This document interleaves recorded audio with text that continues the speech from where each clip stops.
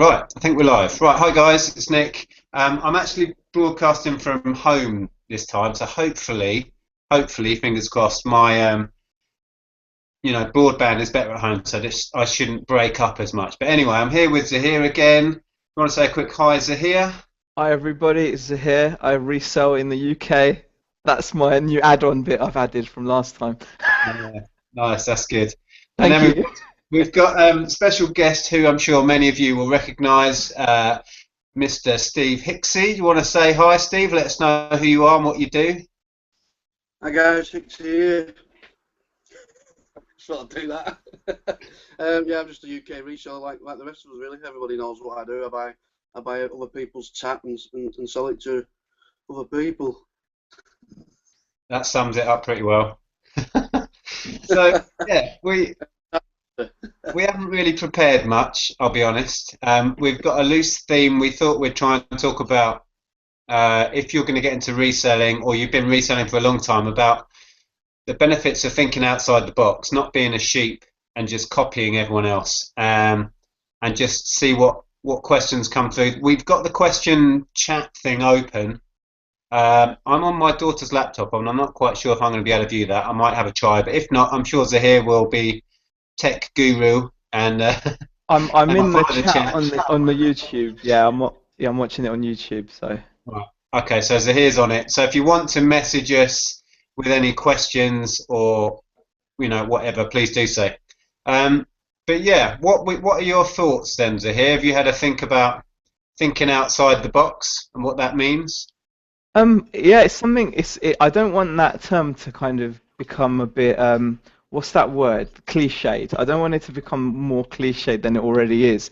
But it is very important, especially when it comes to doing what we're doing, because I think it's especially today with the amount of information available, with people like us sharing it on YouTube, with like the Facebook groups, just generally the reselling is a growing thing, obviously, and it's more available to everyone.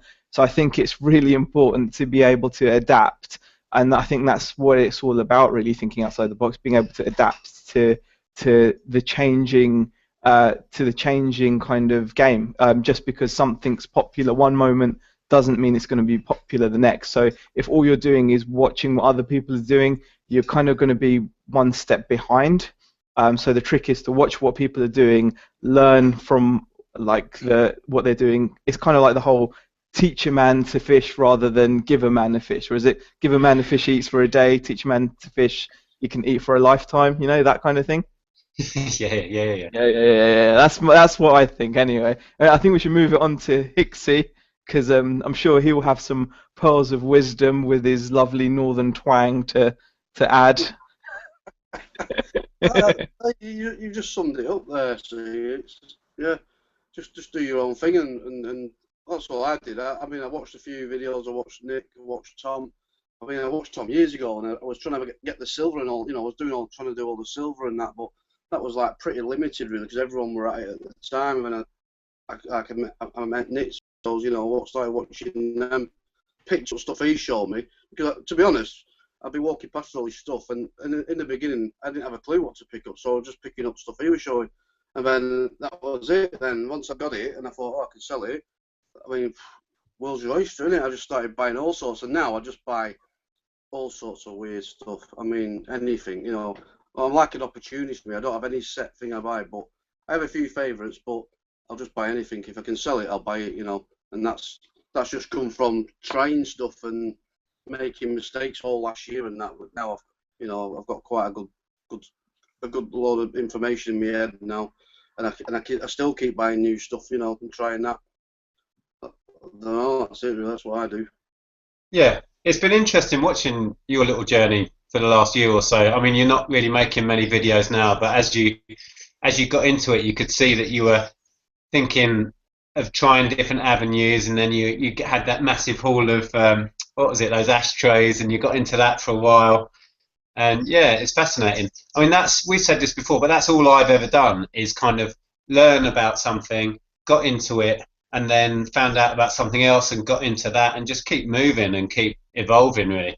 But another thing that I think is key is don't stick to one avenue of where you find your stock. There's loads of things, especially with Facebook evolving, the Facebook groups where you can buy and sell. I've started dabbling in that, but there doesn't seem to be that much around here. But I know in the big cities, like Ben up in Birmingham, he does well on Facebook, and Gumtree particularly.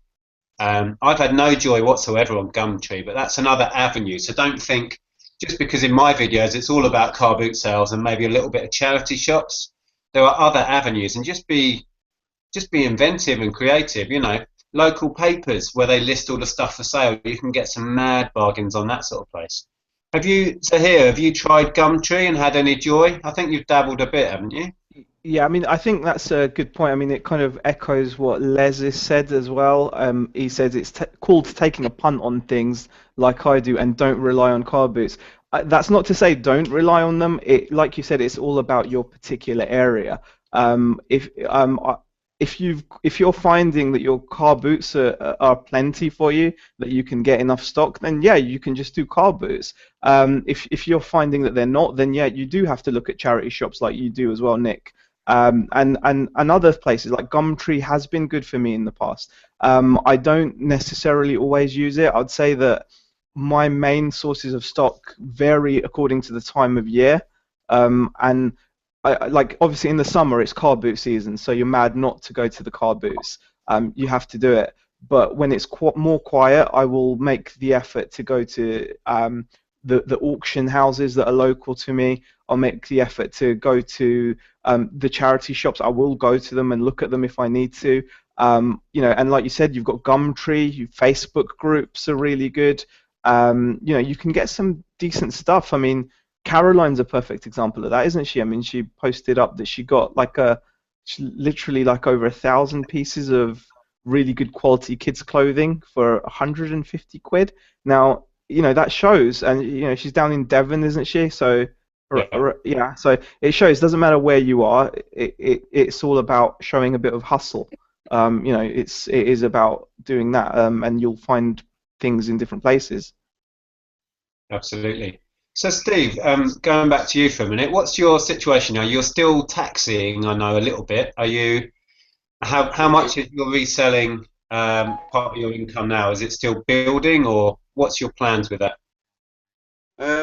I'm still building it. I'm still taxi driving, but I've dropped another couple of days really. I just do Monday day, Tuesday day, and that's it. With an odd Thursday, you know. But no, it's mainly just all reselling now, all of it. You know, that's why I've not been doing any videos. I've been that busy. I mean, even just to stop for 10 minutes to do a video, I really, you know, you speak to my wife, I just don't have time. It's like constant. Well, you know, it's just constant all the time in your head. So I'm either out sourcing, or if I'm not sourcing, I'm cleaning stuff up, or I'm listing it, photographing it. It's just constant, and I'm trying to build inventory. I'll give myself a 3-year plan. That's me free to go full time. I mean, these people who think they can just go full time overnight because they've had a decent day sale, they're just living in a dreamland. You know what I mean? It's took me nearly a good year and a half to get where I'm at now, and I'm still only halfway to where I want to be. You know, but I mean, I've had we've had a couple of rough months here, as you know. You know. So that things came to a stop for a bit, but I was ticking over, just ticking it over, but I just stole something. It's not happened before. I've been on a live hangout. Yeah, so this year I'm really pushing now, and then next year hopefully I'll start to see benefit from it, you know, and then just move on from there. There is a few other avenues I'm going to go down, you know, next year, as well as eBay, you know, just other things outside of eBay, but in the reselling as well. But you Yeah. know, it all takes time. You just can't do it overnight. I don't know where people get this idea from. You can just go and buy a load of stuff from the charity shop and become a full-time reseller, because it's just like any other business. You've got to give it at least 3 years to see where you're at, you know, and build it slowly. You know, I've been doing the room and everything and making more storage, you know, and I've not got masses of listings. I've got just under 500 listings. I've got a few multi-quantity listings as well, so I've probably got 700 items. So I've got to build my room and build storage and build all my processing system. With it, you know, I can't just go mad and load of gear and just go. You've got to build it. You know, you got to build it up. Yeah, and I think it takes time. Sorry, I was going to say I think it takes time to actually learn your kind of style of reselling, what you're into, and what you're going to specialize in, if you like, even if you're going to specialize in being a generalist, which is kind of what I Yeah. do.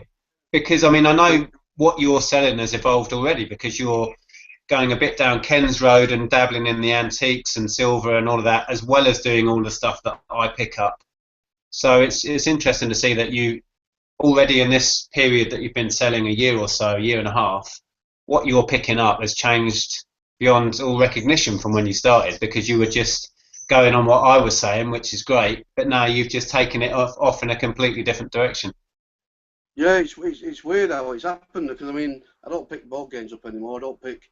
I've never really done media. You know, I've never really been into media. I mean, it's just what I enjoy doing. I've always liked the vintage stuff, like the brew and ale stuff, you know, and the kitchen ale stuff and things like that. I've always enjoyed. I like stuff from the 60s, 70s, that sort of era. So it's just a natural progression to go where I'm going because I enjoy buying that.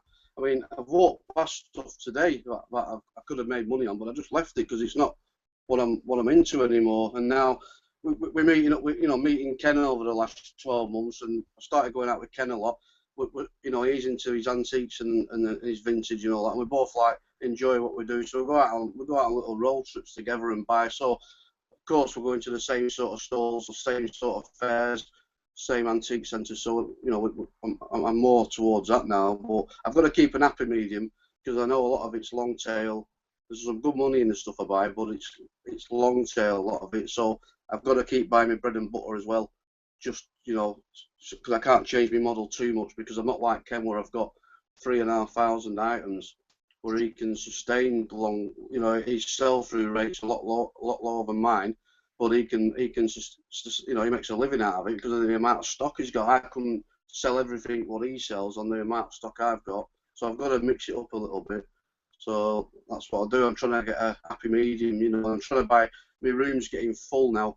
It's getting close to where I'm going to have to get another room, a loft done. So I'm sort of changing again, where I'm looking to buy a lot of small items I can put in drawers and, you know, just 10, 15 quid little items. I can just get 100 of them in a drawer where I don't have to, you know, start expanding too much. So yeah, so I'm learning all the time. It's good. Yeah. It's interesting.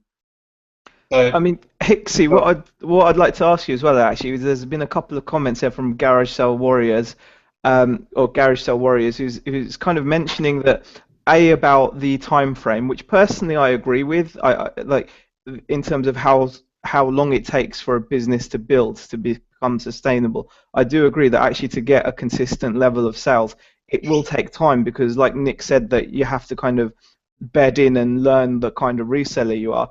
But he's mentioned something about never bringing someone with you except your own family. That's bringing competition. Would you mind elaborating on what your day trips with Mr. Mantique are actually like? Because I'd actually see it as a benefit to be hanging around someone like Ken, where you could soak up so much information, but doesn't it also create healthy competition?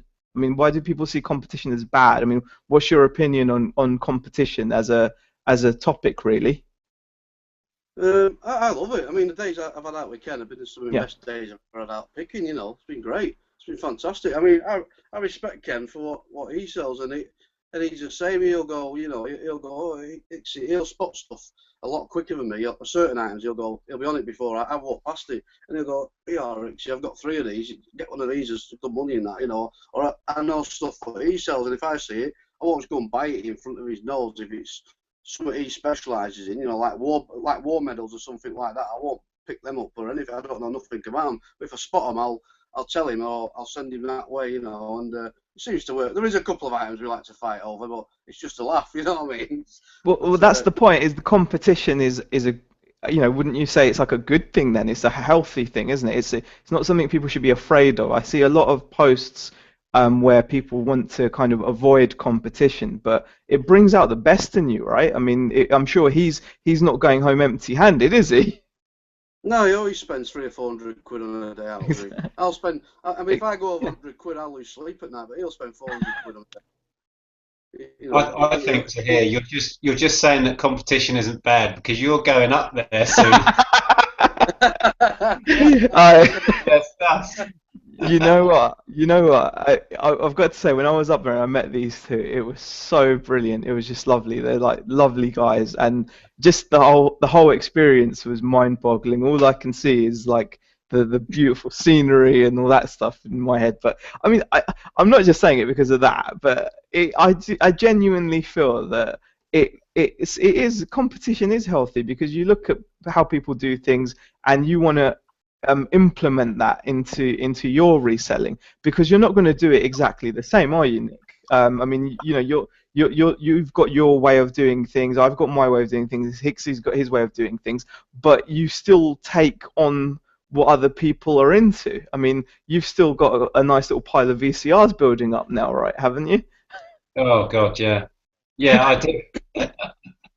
I need to test it to see with me with electronics. I don't know what it is, but the blockage with electronics, and I do try and experiment and think outside the box, and what we were saying before. But it leads to me buying stuff that's outside my comfort zone. What I need to do is tackle it head on. Whereas I get into this habit of stacking them up, like the videos. I've got a pile of now 4 or 5 VHSs that I just need to spend the time to test them, and that's the hurdle for me is testing and cleaning and whatever. Whereas the stuff that I do day in day out, the media and the toys, because it's so in my comfort zone, I do that first. You know what I mean? And I've got a never-ending supply of this crap coming in. So the stuff that needs extra work or needs a little bit more research or is outside my comfort zone gets left and left and left. And yeah, it's a bad cycle. I know I do it, but I still do it. It's ridiculous. But I think it's an interesting thing though because it shows in a way that the importance of doing what you love because like you said the stuff that's more in your comfort zone is always going to overtake. I mean, I do the same thing and I'm sure like Hixxy's got similar stories where you'll buy things fresh at the boot fair at the weekend or wherever and that stuff magically finds its way for sale online quicker than stuff that you've had sitting for absolutely months if not years just because you're more excited about it because you're more in tune with that item. Yeah, yeah, you're right. You're right there. I'm the same. You know, the stuff I know that I like to get stuff on when I get home that sells quick, just to keep that turnover. You know, keep that money coming in, cash flow. And then I'll go to the other stuff that's just ready to go. I'm trying to find ready to go things at the minute. I'm wasting too much time cleaning and testing stuff. I mean, testing stuff's all right if you've got to plug it in and try it and wipe it over. But a lot of stuff I was selling, I was like spending bloody ages testing it, and it weren't cost effective really.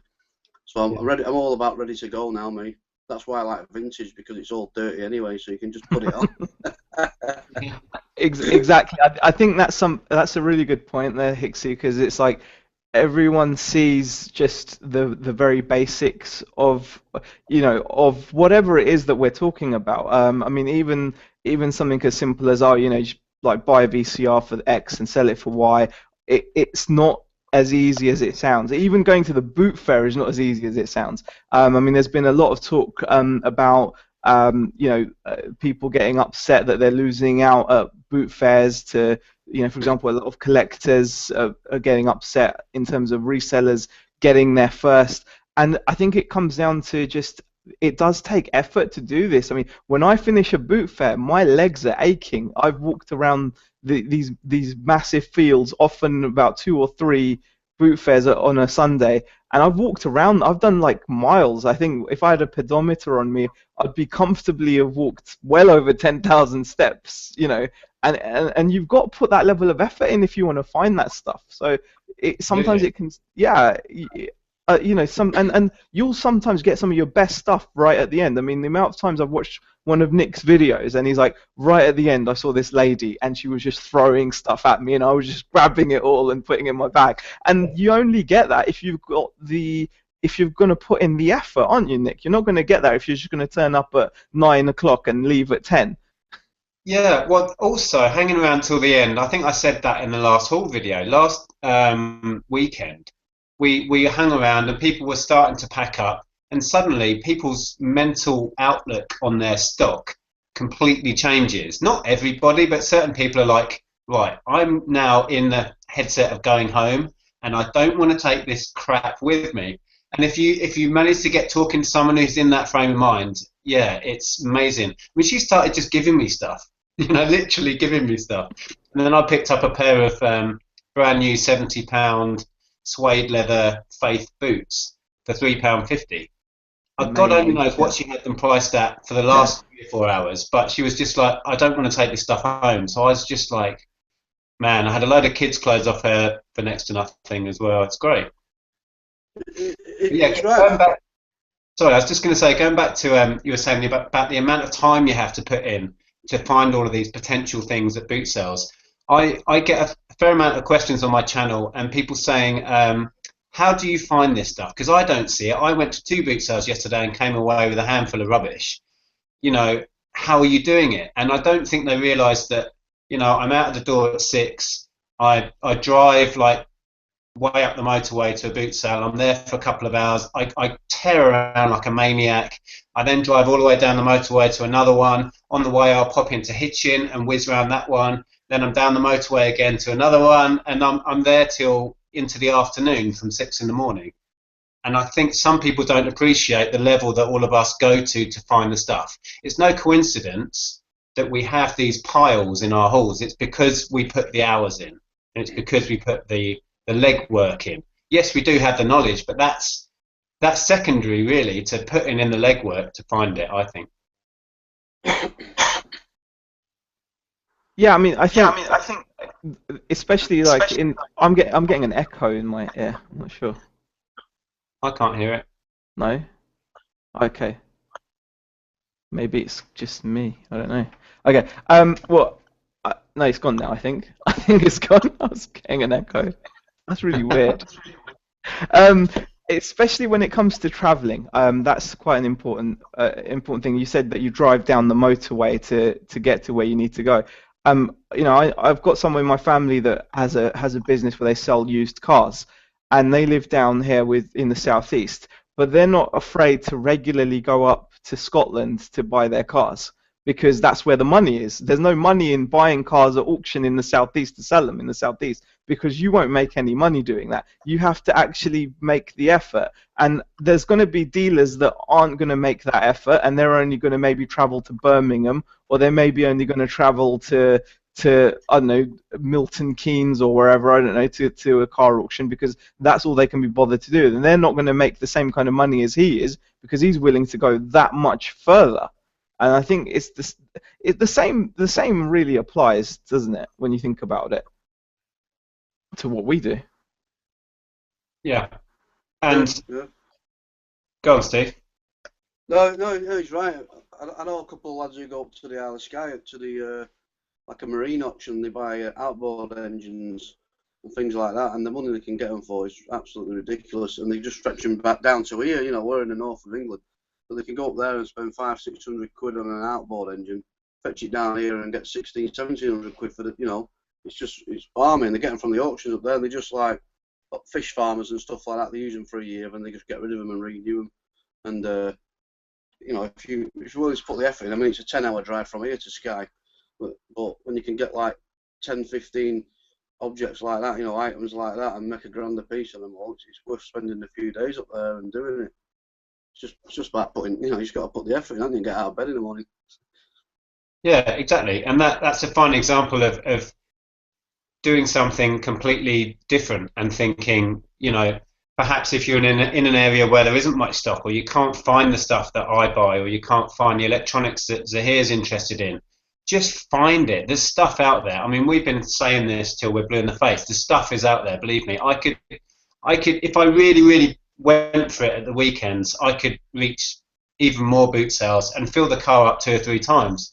It's just not practical because in my current situation, I can't list it all anyway, and I'd just be drowning under the stuff. But the stuff is out there. You've just got to think, get a step ahead of the pack really, and perhaps pick up different stuff. But Zahir, have you got any examples of when you've tried something new and it's paid off? Yeah, well, definitely. I mean, I think the boot fairs that I'm going to, but also are through just experimentation, because at first I was traveling to boot fairs local to me, and I just wasn't feeling that I was going to get enough of the stock that I wanted, the kind of stock, and just generally, I felt the competition was so fierce. So because I wasn't comfortable with it, because I'm not the sharp elbow type to get into people's boots, rather than just get disheartened by it, I thought, well, why don't I try it elsewhere? And I took to the road and I found boot fairs which aren't mega close to me, but they're not nearly as brutal as the ones that are close to me, and it suits me. Same goes with charity shops. Charity shops near me are pretty much just the same story that everyone hears. Everyone overprices things, or they check eBay prices, or there's never anything good in them. It's not worth the petrol money and the parking money to go around them to find nothing. So again, I travelled and I found somewhere that actually I can just pop in randomly and find things in. And it's all because I took that initiative to just to venture out, and I think it's paid off really. Um, I think that's what I'd suggest to anyone. If it's not working for you, if what you're doing isn't working for you, just try something different. Steve, you travel a fair bit with your taxiing, don't you? Have you found certain areas are better for picking up stuff? Certain areas have better charity shops. Sorry about the dog, by the way. He's just having his dinner, so he's barking like a lunatic. Yeah, I mean, because I'm like, I drive around the Fylde coast, so I use that to my advantage. So if I get a job to Blackpool from Portland or whatever, there's like 3 or 4 charity shops on my route, so I'll always stop every day and nip in and have a look. Or I'll go to the Tip. There's a Tip up there, there's a shop, like a reuse shop there, So I'm always like on the lookout when I'm out in the taxi. Sometimes I'm like, I go out in the taxi, and at the end of the day, I'm like unloading the taxi into my car because it's full of stock, or there's loads of gear on the back seat. I've got stuff around everywhere. But yeah. So when I incorporate them, when I'm not on the taxi, I have a route where I go. I'll get up on, like, tomorrow's one of my buying days, where I just set off from here and I go around Garstang, and then I go like Preston, Blackpool, Leyland. I spend a full day in the car. It's not uncommon to do 100 miles, and it's like I've heard people moaning about the charity shops. I mean, with the prices and that, it's just, I mean, they're still, if you're just going there to buy an object, they're still fairly cheap. You know what I mean? If you're buying something for yourself, they're not too bad. And it's like when I go out with Ken, we shop at antique centres, and they're all retail, and we still make money on the stuff. But you're just trying to find that one item or a couple of items that they've just not priced up right. You can't just walk into a charity shop unless you're lucky and run your business from a couple of charity shops and fill your car. Because I'll go to 20 shops tomorrow on my route, along with like junk shops, second-hand shops, tips. I go to all sorts of dives, and I might pick. I try and aim to get one item out of every shop, but it never happens like that. I might go to 20 shops and get 10 items. And then Saturday morning, I might get 20 items on the first row of a car boot. You've just got to put yourself in that position, where put yourself, try and make an opportunity of something, or just, it's not going to happen for you every time. I know charity shops prices are quite high, but they're only high to us because we're trying to make money on that price. But at the end of the day, they're a charity shop. They're trying to make money for a good cause, or I know a lot of the money doesn't go to charity, but the more they can make in there, the more money will reach the charity. So they're going to do any way they can make the most money, like set up an eBay shop. A lot of charity shops do eBay shops, and all that, and fair play to them. It's just get on with it. Just don't worry about it and go and find somewhere else to buy your stock. If you're not happy with the prices in the charity shop, don't go in them. You know what I mean? Yeah. Terry Hawkins just says in the chat that he travels around Dorset, Hampshire, and Wiltshire now on a regular basis. And then A Bat says that he thinks that you need a lot of luck if you hit the stall at the right moment or wherever. But I think that actually what Hixxy was saying there makes a lot of sense. That you have to put yourself out there. That if you kind of do when people talk about making your own luck, what they mean is you've got to put yourself in those situations more often than normal, and you'll find that magically you'll see things. So it is. I mean, I've heard you say this as well before, Nick, that it's a matter of putting your eyeballs on as many stalls as possible, as quickly as possible, and that's what pays off. You're right. It's a game of numbers, and Yeah. it's purely a game of numbers. Going back to what Steve was saying, he's right. With charity shops, it's kind of a lucky dip thing. But when Andrea and I go out for a day charity shopping, we don't mosey round three or four, casually wander. We'll do 10 in this town, jump in the car, go to another town, do another 5 or 10 there. And sometimes you'll have a run of 4 or 5 where you pick up nothing. But perseverance and the law of numbers, basically, that sixth one you go in that town. Like we went out and I think we were in Welling Garden. We picked up very little. And then the last charity shop we popped in before I left, I got that stack of PS1 games, all like 20, 30 quid games. And if we'd have, you know, just given up because we've been in 5 and found bugger all, we wouldn't have found that. So, yes, it is luck, but it's more like I agree with you, Zahir. You make your own luck through perseverance and sheer numbers. That's how I see it. I mean, just today I popped out to my local honey hole that I found. It's not that local. I always say local. It's the only one I know of, and I have to drive. It takes me a half hour to get there in traffic. But I popped in there, and today I picked up a really nice vintage. Well, it's not vintage. It's more retro. Sony CD player which holds 200 CDs, and it cost me a tenner. But it's going to make me at least 10 times as much. And it's not that you could say that's lucky because I just popped in and it was there, but it's not luck because I found that place. I know about that place. I visit it regularly enough to see these things. There's plenty of times I go there and there's nothing, like you said. I go there so regularly, and many times I walk there and they'll have nothing there. But I know that if I keep going, hey presto, it makes sense. I completely agree. You just put yourself there, and that's like you touched on before. How I've always said it at boot sales is your mission needs to be to get in front of as many stalls as early as possible, because then your chances of finding those, home runs go up massive. Yeah. Compared with if you turn up late and saunter around and aren't really that get fast. a coffee if you storm around, your chances are just increased, and it's. Yeah, so you got to put yourself in the position to find the stuff. That's how Can I I just see say it. we've got 55 people watching. We've got 17 thumbs ups and only 2 thumbs down, so that's pretty good. So we've got 54 people watching now, so that's pretty good. So all the thumbs up are welcome on Nick's channel, obviously. Terry Hawkins says my bargain find of the day was Ben and Jerry's ice cream in Asda, so that's pretty good. Seek and you shall find. It's a hot day. I'm sure you'll enjoy that Ben and Jerry's. Miss Beauty says that she saw me a few weeks back and she didn't want to bother me, but I'm a lot taller in person. So, yeah. What did you think, Hixxy? Nick? I thought it was a lot wider as well. Oh, well, why? Well, I think the first thing I said to you here, wasn't it, Jim? I don't mean wide, I mean tall. For some reason in your videos, you look like you might be short. And then Zahir turns up. That's a great man. No, wide is fine as well. I mean, it helps me block the aisles so no one else can get past me when I'm looking for things. So, it's all part of the plan, you see. It's all part of the plan. I ate all the chocolates you brought me as well. Oh, did you? Yeah, he came to visit us and he brought us a present. It's only like 29 degrees and he brought us a box of chocolates. I thought I was like looking. I was like, "What is there to get from this place?" And that was it. So I put them in the fridge, but I ate them. Yeah, I mean, it probably wasn't the smartest of choices, but it's the thought that counts, right? Yeah, well, that was nice. Cheers. Yeah.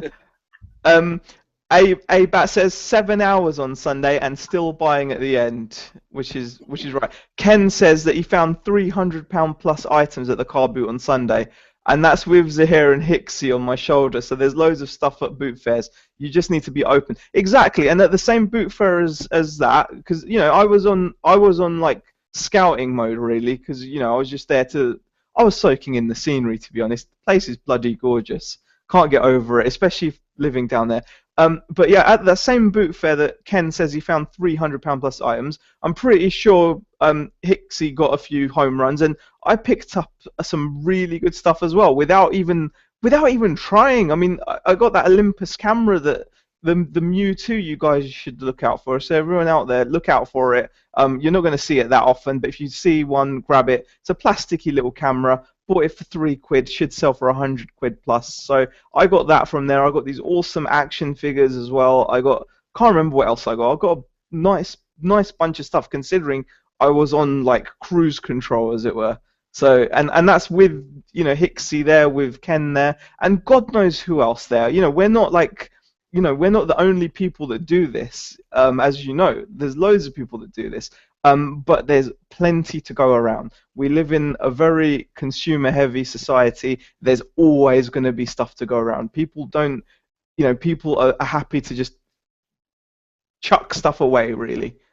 That camera, I found that hard to believe because it looked. I think I said to you on the messenger, that looks Piece like of plastic crap. Yeah.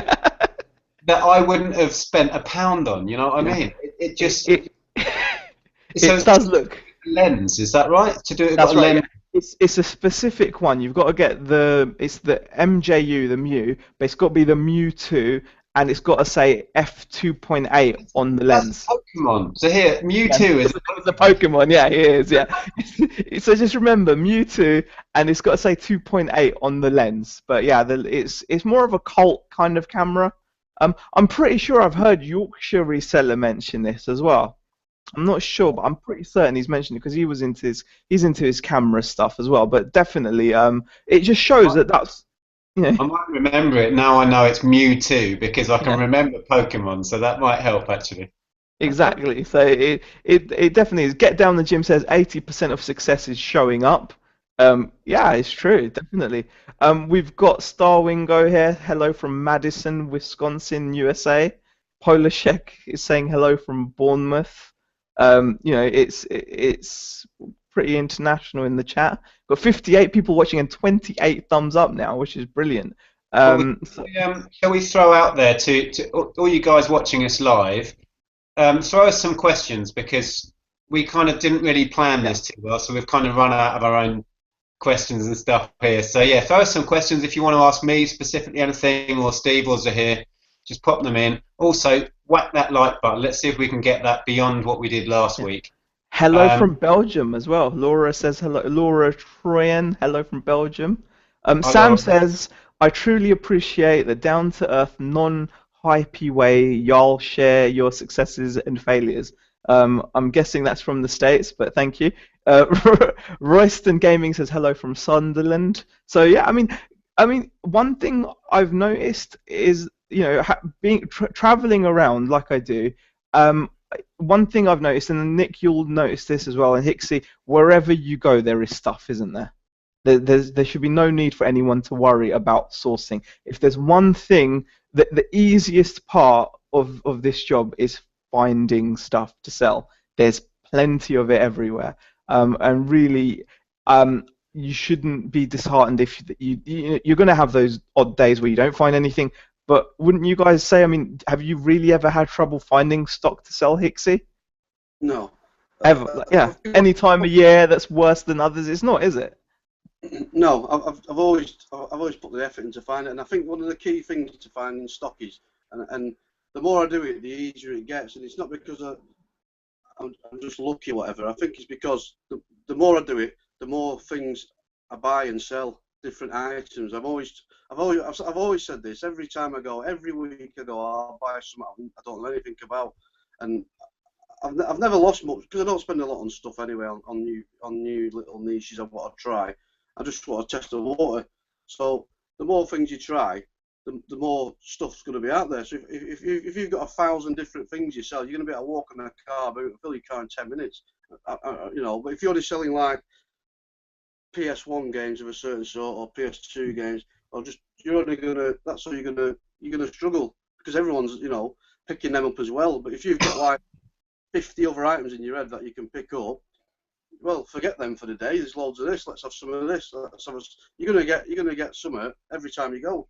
A good example. I was going to say a good example I had over the last week or so was I went into the old office where I've still got loads of stock languishing in there.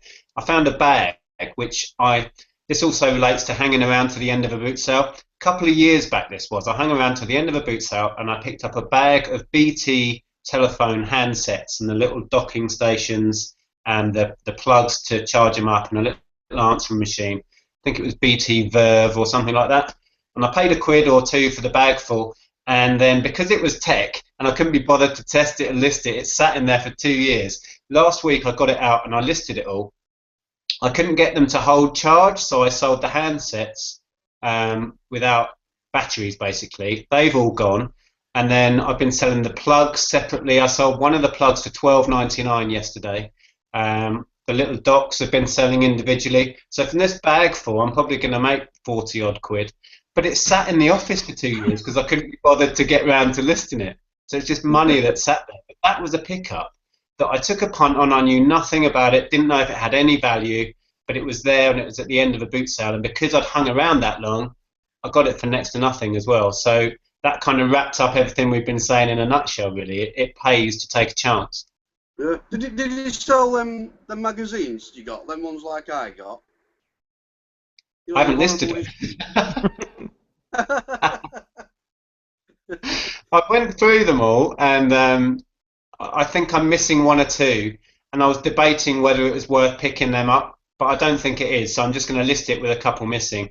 But it doesn't have the time chart thing. Oh, the time. It doesn't have the, yeah, it doesn't have that. I think I'll do okay on it, but yeah, it's just another thing in my pile of shame, I'm afraid. Yeah, We've got amazing. That. It's ridiculous. We've got 65 people watching now, 36 thumbs up. We had a few questions started to come in through the chat, so I'll go through a few of those. We've got Toby saying hey from North London. Judy, breaking up. am I breaking up? Thing. Oh, bloody hell. Okay, hold on. Damn technology. Yeah, it did this last time, didn't it? I don't know what that was. What about now? Is it any good now? Yeah. Yeah? This is okay. Water cooling system for his headphones. Is it okay now though? Yes. Yeah, okay, brilliant. All right, okay. We've got Toby saying hey from North London. Jules Whitmarsh asks, are cookbooks worth collecting? Have any of you guys had any success with cookbooks? I have. Oh, sorry, Nat, go on. I was just going to say, not really. I know there are vintage ones that are worth doing, but I couldn't tell you off the top of my head. I remember watching a video of somebody's once where they were finding early ones from the 70s and 60s by certain authors, but yeah, I don't know. You'd have to do a bit of research. But eBay, again, is your tool for finding that out. Search cookbook and then do it by highest first, and you'll find out what sells that way. Just use eBay as your tool. Well, I'll tell you what my cookbook to do. I got a job lot from the auction of books and military books and that, and all the cookbooks are basically in my cupboard, flattening a rose. Flattening a rose? Yeah, we've got a rose from his dad's funeral, and I put all the cookbooks. You know, you flatten them. Oh, I see what you mean. Yeah. Oh, nice one. So it's like that tells you how good they are to resell cookbooks. Unless they're really, I mean, there's about 20 in that stack, and there were loads of like Harrod ones and stuff like that, and they're just a waste of time for me. Few quid. Yeah, I think cookbooks are like books in general. Most, like 90%, are worth nothing. But if you know that subject matter and you can pick off that cream of stuff that's worth money, there is money in books, no doubt whatsoever. But you have to have a lot of knowledge, and you have to. There's no shortcut to learning that, I'm afraid. You have to do the legwork and do the research yourself. But yeah. I'll say and the books. I have done well with books on dogs, anything to do with dogs, either training them or whatever. Or you know, I've always done. I've not gone out and picked them. They've just come in a job lot, and I've got like 10 quid or whatever for some book, you know, for an odd dog book. But I sold a few of them on training dogs and stuff like that. So the dog books is where it's at. Good old dog books. Chrissy Curtis says, how soon did you become registered as a business seller? Do you have any period where you gave it a go for a month to see how it goes? Well, Chrissy, what I'd say to that is, as soon as you buy something with the express intention of reselling it for profit, you should be registered with HMRC. Any more than that, you need to kind of get advice from an accountant. Les Magic says, is there a market for VHS tapes? There is, but again, just like cookbooks, 99% are going to be worth nothing. and there's going to be the odd few ones which do sell. I recently sold a Peter Pan VHS, which was by Pickwick Video, not Disney. Disney ones are not worth anything on their own, but this one sold for about 12 quid on its own, so that's pretty good. Yeah, the only videos I've sold for a long time were those City ones. I think it was City. Yeah. So like pretty obscure kid stuff from the 80s and that. Some of those have a market, but good ones are horror films, pre-classification, like really early horror films, if you can find any. Certain ones of those were never reissued, so they're quite good. Motorsport as well, especially the 80s and 90s, 70s, 80s and 90s rally era, from the rally, the rally cars. I've done well with them. Oh, right. Oh, there you go. There's some awesome information there for you guys. For the 68 people watching, 40 thumbs up. That's brilliant. Toby asks, I see a lot of suits in charity shops. Do you guys go for them? Any tips of learning about that stuff? My personal opinion on that is I don't go for them, but because I'm not interested in selling suits. So if I bought them, I would probably buy them, hang them up, and then they would collect mothballs. Yeah, same here. But the guy's channel you want to watch is Picking Profits. Fantastic channel anyway, worth a watch if you're vaguely interested in reselling in any form. But he does really well with suits, and I think he's done videos specifically about that. I know nothing about that, so I'm not the person to talk to. Get Down the Gym asks, what's your take on Kevin video today about resellers? I think you're talking about the Kevin Fullfoot, or he's a guy that's got a decent sized YouTube channel, and he makes videos where he films himself at car boot sales looking for gaming pickups. And he made a little video today, like a little rant video about resellers. He's entitled to his opinion. I actually commented on that video and just said, well, we're not all like that. And at the end of the day, it's kind of irrelevant. Because everyone buys to resell for profit. It's like a normal business thing. I mean, I don't really have a lot to say about it, really. It's just I haven't seen it. You haven't seen it, yeah. What was his beef? Because we buy stuff that he wants. It's just the usual frustration of he's being a collector. He feels that resellers are obviously getting in there and buying things and selling them for huge profits, and the collectors are then being forced almost to pay for games. And I just put my point across to him, saying obviously I don't fully agree with that. But his reply was really polite to me, so I can't really say anything. I mean, he seems like a nice guy. There's always going to be that's just pure free market choice anyway. Yeah, isn't it? Exactly. It's just there's not a lot to say about stuff like that. I think when you get into discussions about resellers versus collectors, my opinion is no one over the other has a divine right to the stuff. The stuff is there. It's on the market for the taking. As long as you're paying the price that the seller wants, it's yours. Then whether you choose to play the game or cherish the game or sell it or burn it is then down to you, because you have legal ownership of that game. So really it's up to you. I kind of want to leave it at that. The Picking Project says the Olympus XA series is also a good one to look out for. Found at least 4 this year, and they sell for between the £30 to £50 mark. So there you go, some amazing information there, guys. So I'm guessing the XA series is also 35mm film. A film camera that you may have walked past. Sorry, Olympus? Olympus XA series, he says. Was the one that you mentioned before Olympus as well? Yeah, the one I mentioned was Olympus as well, it's the Mu series, but the Mu 2. That's a specific one, because if you buy the regular Mu, they're not worth a great deal. They're more like £15 to £20 cameras. But the Picking Project has been kind enough to share that with the 70 people watching, which is fantastic. Jamie Shields asks, he says, hello guys, I've just started doing some reselling part-time as I'm in the RAF full-time, but I've made £500 towards my holiday already. Keep up the great video, guys. That's pretty nice to hear. That's good going for part-time. Yeah, it is, yeah. Terry Hawkins asks, do you guys buy stuff you want to keep now at car boots, charity shops, rather than paying retail? I hate paying retail for stuff now. I have car boot prices in my head all the time. I'd buy a Cornetto, he says. Okay. I have to agree with Terry. I hate paying retail. As long as the only thing I pay retail for is food, to be honest. I'm quite happy to buy most of my clothes and my shoes secondhand as well because yeah, I can't pay retail. I mean, obviously everyone's entitled to their personal opinion about that. What about you, Nick? Yeah, I do buy a lot of stuff while I'm out and about because I see it as well. Because I'm there at the boot sales and I'm in the charity shops and I find stuff for myself all the time and for friends and family because I'm putting myself in front of an awful lot of stuff all the time. So and I have no problem with reusing stuff for personal use at all. What about yourself, Steve? Do you find stuff for yourself while you're out I, picking?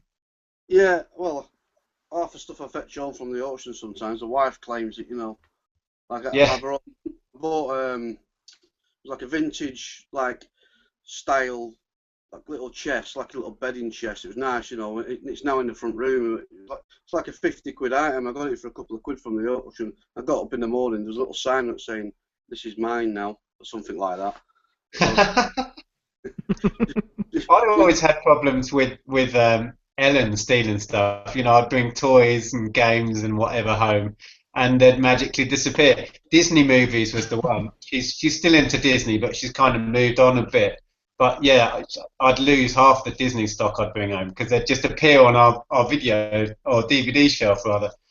Yeah, I mean, I found that with my daughters as well. But the thing is, the money you save is insane. I mean, like you can't. Yeah, yeah. I'm not willing to pay 40, 50 quid for Converse that you can find for 50p to a pound. I just can't justify that. Nope. My daughters, even my wife as well, Beck, she's got shoes that she's wearing. I mean, that have cost us like pennies, and they look brand new. They're in great condition.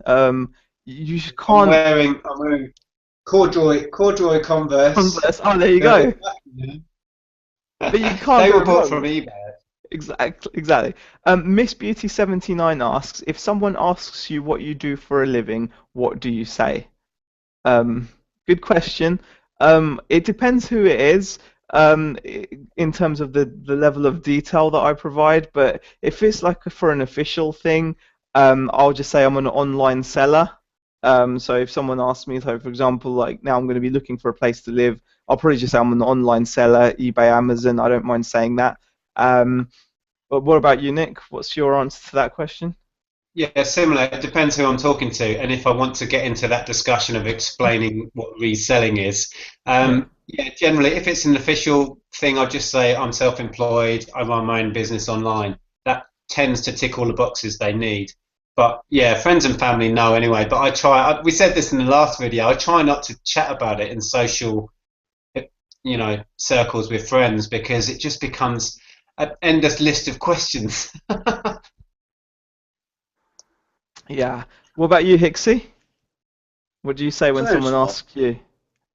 Same thing. I mean, people ask me in a taxi because I'm like, if I get a ka-ching in the taxi, they'll go, "What the hell, mate? It's really loud on my phone." They'll go, "What's that?" I say, "I've just sold something."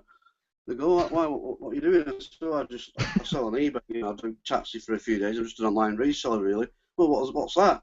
So I just buy other people's crap and resell it on eBay. Uh, Basically, Straight to the point as always. But Straight to the doesn't point. Doesn't it surprise you guys though, the amount of people who, when you try and explain what you do, they are completely clueless. And because we operate in this world day in, day out, I sometimes forget that I don't know what percentage, 70% perhaps of the general public has never sold anything on eBay. And this whole world that we inhabit is alien completely to them. I tend to forget that all the time. Yeah, I mean, I've got friends, guys, that are literally half shocked and half disgusted at the thought of finding out that people buy used shoes. I mean, like it shocked them. Like they didn't know it was a thing. So when I explained that I can sell used shoes to Japan for like 40 quid, they literally were like, it blew their mind because, but half of it was just disgust. Like, why would someone want to buy used shoes? So. Well, speak to Caroline about this because there's a big market in women's shoes that aren't that, let's say they're a bit whiffy, a bit I, used. I did go down that route with them because I've had a couple of comments on some shoes I've got for sale, and they were a bit weird, to put it mildly. So I Yeah, think we'll move on from that one. Heather says, "Hello from Oregon.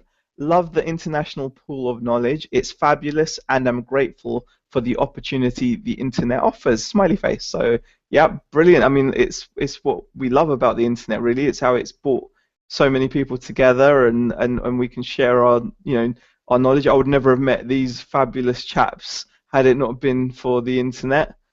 So yeah, it's interesting because the American resellers who chose, going back 3 or 4 years ago to start sharing on it on YouTube yeah. is responsible for us doing this because that's what inspired me to start making videos and sharing, because I felt that I'd gained so much from the likes Watching of them. Picking Profits and those guys over there. So yeah, it's reciprocal really. We've taken from that community, and we're hopefully giving a little bit back as well, which is great. Thing is, Um, I will say, it does. If you're going to do this seriously, it does ruin your social life, doesn't it? I mean, I used to go out every Friday night religiously and get smashed to death, and then lie in bed all day Saturday, and just enjoy my weekend, and then maybe go out Sunday for Sunday lunch or something. Now it's like I can't. I've no mates outside of this now because it's like they're all going out on a Friday night, and I'm like, well, I'm listening. I might nip out for one later on, or and So I But end up but getting. Hixxy, surely there's nothing more fun than looking forward to waking up on a Saturday morning. Well, That's exactly. like That's your what I new mean. that's the new Friday night, the waking up on Saturday morning to go to a car boot. So what Listening you're saying, to one of Steve, is that reselling has saved your liver.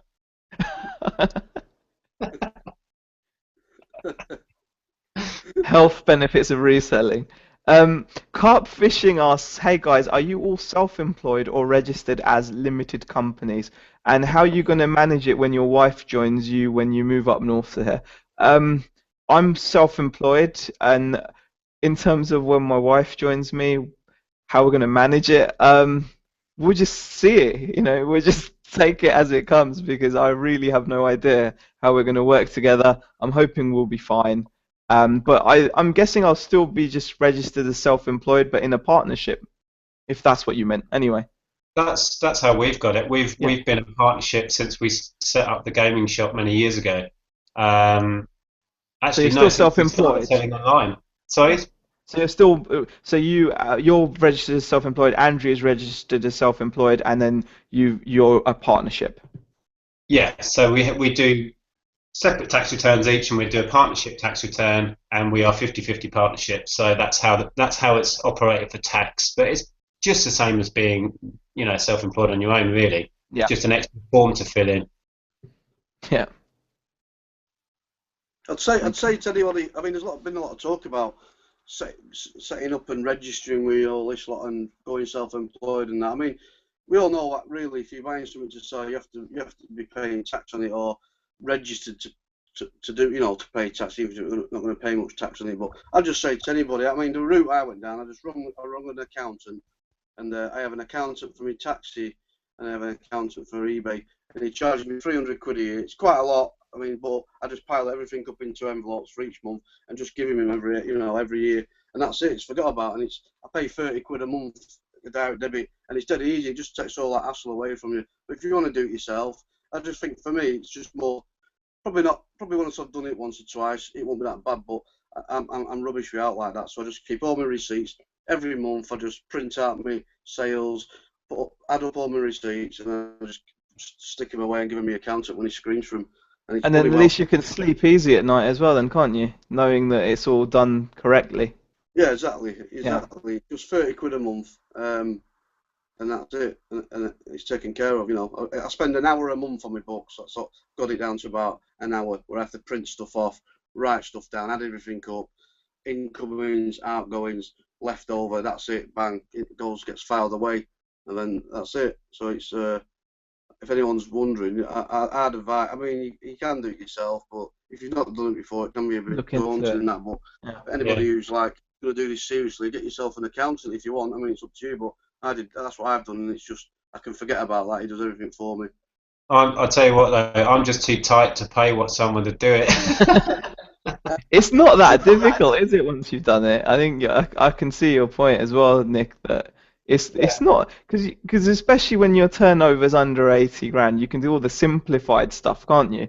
You can choose the simplified options and stuff, and that makes it a lot easier for your Well, I you know. remember when we started up our gaming shop, and that was a big turnover, lots of, it was That would have been complicated. harder, wouldn't it? Yeah. But we had an accountant for the first couple of years, but you still have to do the lion's share of the work for them. You can't just like Steve, you were just saying, you added up each monthly thing, you do your incoming, your outgoing.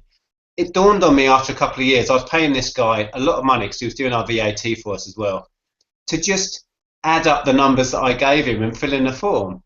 So yeah, I quickly learnt what I needed to do and stopped paying him. But I do see Steve's side of it as well, because it just takes that stress and that extra thing to worry about off your hands. And if it's only 30 quid a month, that's just one half decent sale a month.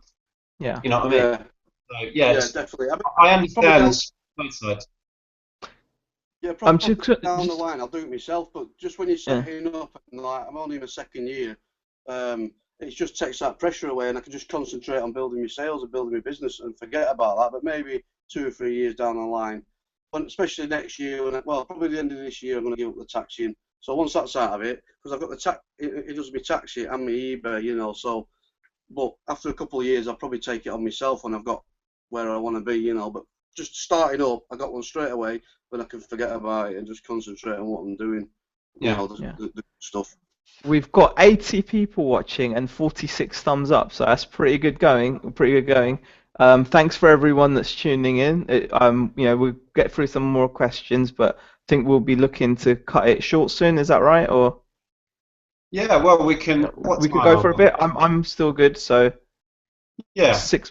Okay. we've done Well, about an hour, but if we've got some questions, we've we'll got we'll some make questions. Yeah, yeah. try and answer them. Fake Rachel asks, Zahir, are we going to be seeing more of Bex in your videos? Yes, you will be seeing more of Bex in the videos. At the moment, it's just going to be at weekend boot fair things because she's still at work. But she has obviously handed in her notice, and we are moving, and she's going to be doing this with me. So yeah, in the future, I'm sure you will. Resell in asks, as a business seller, are you liable for electrical goods which turn out to be dangerous?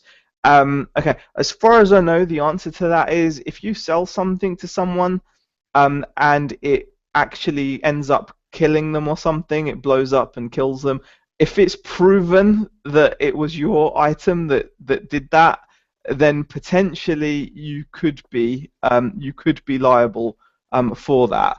But you have to weigh up the chances of that of actually happening. And also, I think it is possible that it could go back to the original manufacturer as well. So I've never heard of it happening to someone where they've gotten in trouble for selling something that's hurt someone, but it's one of those situations where prevention is most definitely better than cure. When you sell an electrical item, you shouldn't really be selling it unless you're happy that it's safe to sell, really. And you can do a basic PAT test. You can even pay £50 and become PAT test trained yourself by watching a lame DVD and answering a few simple questions. It's one of those tick box exercises. But as long as you've got very basic understanding of what a safe plug is, you're going to be okay. And plus, a lot of the electricals I get are from a place which PAT tests my items, so I don't have to worry about it. But I think in theory you can get done if if your item was proven to be directly responsible for burning down someone's house or hurting them or killing them. Yeah, Yeah. my view on this is I've been selling used electricals for 15 years or whatever now, and I've never had a problem. But if it's something that's going to keep you up at night worrying about it, then you need to do something about it. Personally, I take due diligence in testing my stuff, and I'm comfortable with that. Plus, most of the stuff you sell that has a plug on it is fused anyway, and there's very little potentially that's going to cause a problem, and it coming back onto you is very unlikely. But you have to do what you feel comfortable doing. I'm not going to say to everybody, don't do it. I mean, there is personal liability insurance and that sort of stuff that I'm sure you could cover yourself as a business seller if you wanted to, if it helps you to sleep at night. But But Nick, also, can I also just add, everyone seems to focus very heavily on electricals when they ask this question. But in theory, the same applies if you were to sell a toy that was to turn out to be dangerous and result in choking a kid to death. It's the same situation. You could technically be in trouble for that if you sold someone a toy that turns out to be fatal. Technically you could still, be worried about that, and then you can start worrying about literally everything you sell. You have to draw a line somewhere. Yeah, you're opening up a rabbit hole there. I think we Yeah, all have enough to worry about yeah, without adding all that crap on top. So, exactly. So as long as you'd be happy to use an item, and you think it's safe, it should be fine. But if you're worried, like you said, I'm sure there's someone to take insurance money from you for that. another way of looking at it is you say you could put in your description, I am not an electrician. I have checked this item. As far as I'm concerned, it's okay. When you receive it, please get it PAT tested. You could do something like that. Yeah. So there is no comeback to you because it was sold as not PAT tested. Please get it checked out. So if you wanted a coverall, you could just put that in your listings. I'm not saying that, takes any responsibility off you legally, No. but, it's something that could perhaps alleviate some of the worry. Exactly. At least you're describing the item properly. Okay, let's have a look. Moving on, there's a lot of questions. Um, if 37 thumbs up. First time catching the live feed, says Owen Dawkins. Let's have a look. Garage Flips asks, have you guys tried embedding YouTube videos in your eBay listings? I've started doing that with electronics to prove they work, and I think it's been quite successful. Plus, they see a human. That's not a bad idea, actually. I've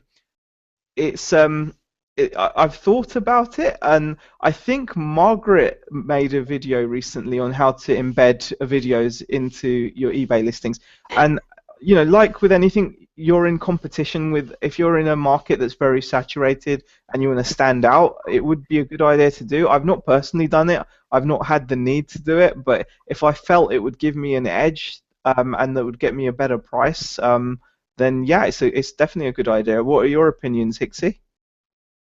Well, I've only just learned how to copy and paste, so that's out of the question. Well, Only got about 6 months to go. fair enough. I've not done it, but I think it's a great idea, and I'll perhaps try and find that video that Margaret did, because I did see that, and it's like one of those things. I can see the advantage, especially for electricals or maybe a console. You could show it running a game or a toy that does something, or even an item that you're not sure about what it is, or there's a lot of fine detail that you want to show.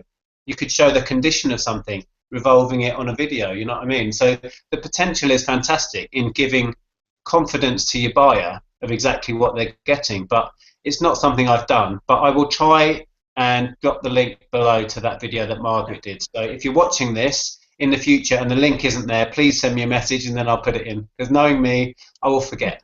I mean, I'd consider doing it. I think maybe if it was a very expensive item, maybe if it was like a really like £500 plus item or something that I wanted to show off, maybe I'd consider it then. Because you've also got to factor in just the time and effort aspect of it as well, don't you? Miss Beauty asks, Nick, would you sell your electronics to Zahir, the bits in your loft she's talking about? Yes, I would. Whether I'd buy them is a different matter, because I don't think Nick's prices are going to be the best. Let's have a look. She also says, nice to see Hixxy back. Julie Whitmarsh says, thanks guys, appreciate the advice. Heather says, old workout videos like 80s Jane Fonda are also profitable. Yeah, for a whole reason what they were made for. yeah, for what use, you wonder. Jane. What about Mr. Motivator? Well, there's got to be a niche market for him. Maybe, yeah, because he was quite a character, wasn't he? Terry Hawkins says, my mum knows the daughter of the bloke who did Sooty. She doesn't even own any Sooty stuff. Ad says he thought about doing suits. Owen Dawkins says, there's a tiny bit of money in old films on Blu-ray. recently sold Spartacus for 18 quid on FBA, and you got them for a fiver. Well, that's good to know. So old films that are put onto Blu-ray, if maybe they don't make many of them, so they hold their value a bit more, maybe. Strange. Yeah. Um. All right. Let's have a look. Um. Okay. People are talking about the Kevin Wolford channel. Um. Let's have a look. Do you guys have any good links to doing multi-listings? I can't find any. Stephen Moore. Well, are you asking for a video on how to do multi-listings? Maybe. I don't know. Yeah, I've been asked to do that. I have made a few, but I still haven't sorted out any screen capture stuff. So that might be the ball might be in your court for that one, Zahir. Have you done any multi listings yourself?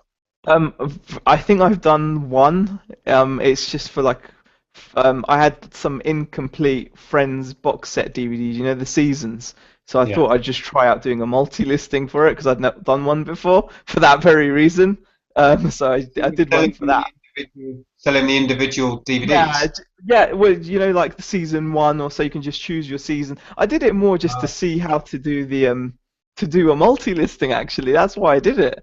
Yeah. Because I wanted to know how to do it. So yeah, I've done it for that, but nothing else. Um, let's have a look. Um, yeah, definitely. Yeah, people talking about. Yeah. Ben says no danger of houses burning down with mugs, guys.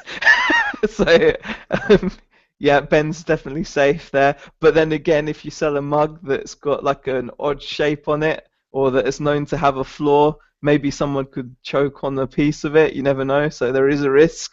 Potential. Well, You could find. I'm What I'm screwed saying then. is, you could potentially find a risk with anything. Is what I'm saying, really. What You about know. Lego?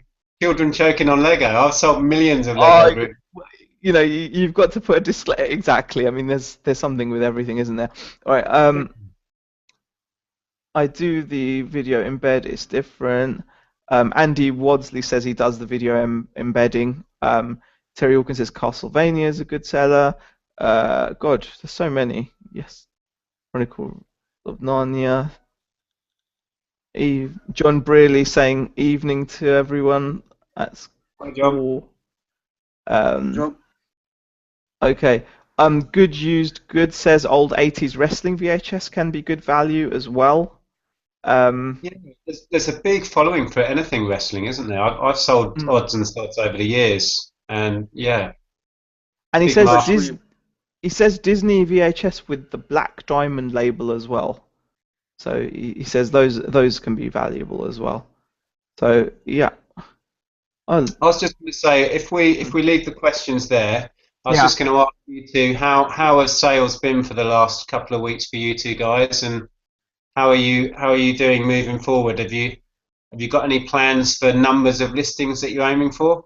So Steve, how have your sales been, and how's your listing going? sales haven't been too bad apart from this week. It just seems to be a bit of a last 3 days. I've noticed a difference. Um, so yeah, I don't know. I don't know. I'm not too worried about that. People get hung up on that, but they just come back, don't they? Well, as for listing, I'm listing like mad. I mean, I'm trying to get as many listings up as possible. You know, for when the summer does come to an end as well. And I'm just trying to go forward with that. But I'm hoping to get. I'm at nearly 500.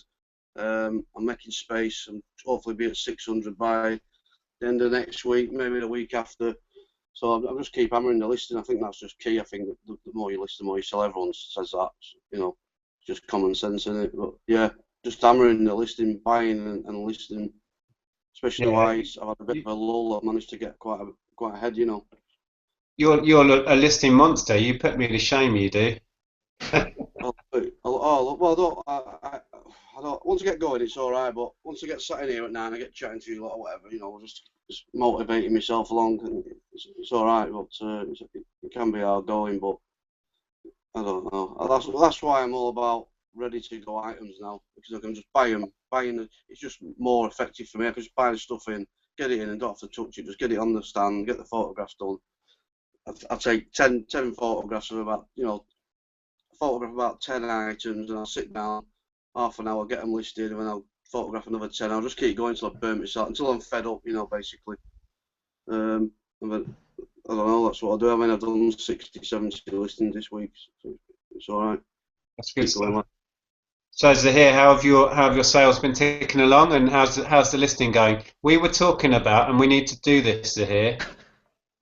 We're doing a weekly chat, so what we'll have to do is report in next Thursday with how many new listings we have created between now and the next chat. I'm not good at noting things down. By the way, Nick, do you have a light to turn on or anything? Because getting a couple of comments saying, "Has Nick paid his electricity bill?" I don't know if that'll do much. It's one of those energy-saving ones. It'll take a while to get going. Come on, okay. Yeah, I think that's a good idea, Nick. Actually, yeah, we should keep track. It would help. But I mean, just like Hixxy said, and like everyone said before, that listing is most definitely the key. Considering these are meant to be the quiet months, I've actually seen an increase in my sales recently, but that's because there's been a big increase in my inventory. Like I've finally managed to break like the 500 listing mark, which really for full time is still poor. I'm not going to kind of beat around the bush. 500 listings is poor. I don't care what you sell, whether it's fast moving or slow moving. For a full time seller, I just don't think it's a respectable number. I want to kind of get to a higher number personally. I want to be at least on 1,000 to 2,000 listings. Just how I feel about it. But yeah, my sales have definitely gone up because of that, because of just getting to 500, which is nice. This week was a little bit slow, but I just had a couple of decent days, which has kind of brought it back up in line. But it's just how I feel. I think it's that security blanket that people talk about. Like some people like having like a big pile of unlisted items. They find comfort in having a pile of shame that they can go to if they need quick cash. Personally, I'd just rather have a massive inventory that's live, and that would kind of just give me comfort knowing that I've done, what I can, and I've got a bunch of stuff up for sale that people can buy. Yeah, that's cool. I've seen sales have been ticking along okay. I haven't got masses on eBay at all, as you know. I've had some really nice sales on FBA. I managed to get 60 quid for a bog standard N64, which I was pleased with. That was the first console that I'd sent up that I'd sold on FBA. Haven't had any comeback from it yet, but yeah, that was nice to sell. And I sold a DS for £44 as well, just a standard DS Lite console, which was way more than I would. Obviously, there's the FBA fees to come off that, but they weren't too bad, and achieved way more than I would have done on eBay. So that's good. That's quite reassuring. So FBA is going really well for me, but eBay, I just need to get listing. Simple as that. So That is the key with eBay, isn't it? I mean, it is just the more activity you have, it definitely seems to just make that difference, doesn't it? But I think the same applies to Amazon as well, doesn't it? If you stop sending stuff in, things can seem to stagnate. Absolutely, and because my focus has been leaning that way over the last couple of months, that's where my results are coming from. It's common sense, really. So yeah, what we'll do then, as we list, if we do 10 items in a day, note that down, and then we'll add it up for the week. But does FBA count? Does FBA count if I send the? I think in a way it should, but if not duplicates. No, okay, that's fine. I think that's probably. Send 50 DVDs all the same to FBA, that's not 50 items. No. That wouldn't be right. Just had a nice question there for Ruby Wheeler asking, what are your sales like for the first few months of the year, and how do you sustain yourselves during winter months? That's quite a good question. Steve, how were your sales beginning of the year, mate? They were quite. I mean, January, the first couple of weeks were dead. And then it started picking up through the back end of January, but February, March, and April were brilliant for me. It seems to be my best months, especially March. March is one of my best months of the year.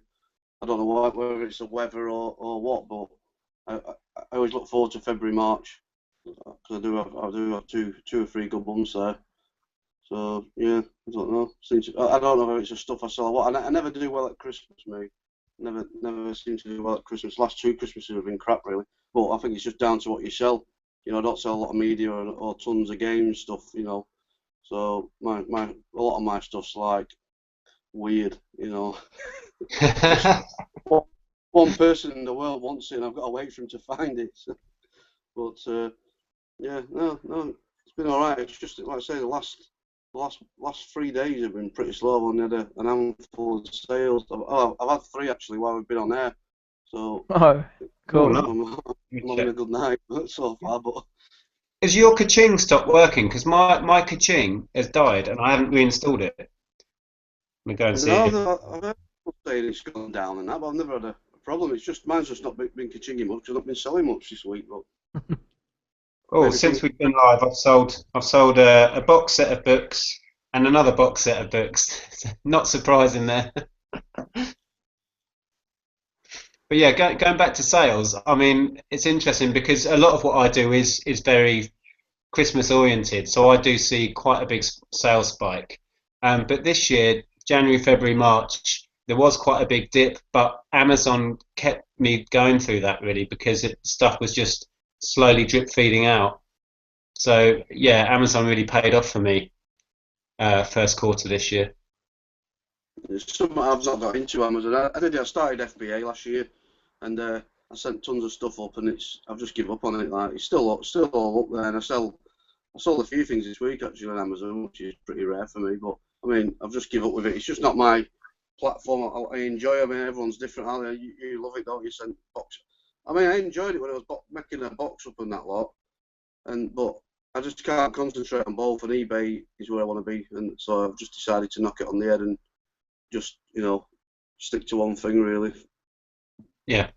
But it sounds great. I mean, some of the retail arbitrage you do and all them deals you get, brilliant. Really good, fast selling stuff, quick turnarounds and all that, brilliant. But it's just not my thing really. It's suppose everyone's different, aren't Yeah, it's all good. What works for one doesn't always work for another.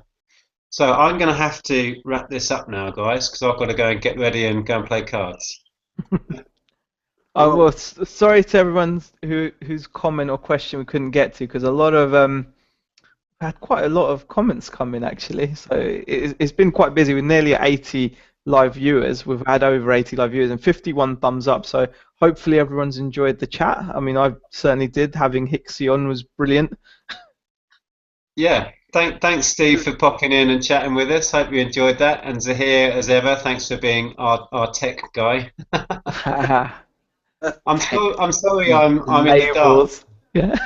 I'll try and find a better location next time where I've got some better lighting. But hopefully this was a better feed and I wasn't breaking up so much because I'm Oh doing this. yeah, it's been a lot better I think for everyone overall. I think it's been really good. Yeah, I haven't noticed any um, pixelation or robot noises, so pretty good. Fantastic. What's my camera been like? Is it any good? Because It's been fine, Hixie. It's broken up a couple of times, but nothing major.